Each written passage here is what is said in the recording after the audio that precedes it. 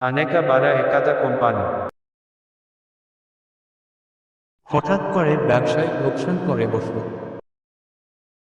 এক দুপুরে সেই কোম্পানির কর্মচারীরা বাইরের ক্যান্টিনে লাঞ্চ করে ফেরার সময় অফিসের প্রবেশমুখে একটি নোটিশে লেখা ছিল, আমাদের কোম্পানির লোকসানের জন্য যে ব্যক্তিটি দায়ী সে গতকাল মারা গেছে।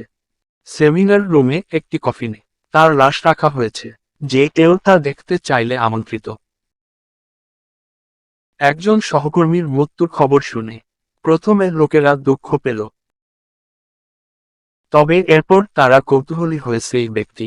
তারা সবাই সেমিনার রুমে এসে একত্রিত হলো। সবাই ভাবতে লাগলো, আসলে কে সে উঠল, এই ভেবে যে আসলে কে হতে পারে লোক যে আমাদের সাফল্যের পথে বাধা হয়ে দাঁড়িয়েছিল। তবে সে যেই হোক, এখন সে আর বেঁচে নেই। একে একে তারা যখন কফিনের কাছে গেল এবং ভেতরে তাকালো, হঠাৎ তারা কেমন যেন বাকশূন্য হয়ে গেল, হতভম্ব হয়ে গেল, যেন তাদের খুব আপন। আয়নার একপাশে একটা কাগজে লেখা ছিল, তোমার সাফল্যের পথে বাধা দিতে সক্ষম শুধুমাত্র একজনই আছে গোটা পৃথিবীতে, আর সে হচ্ছ তুমি নিজে।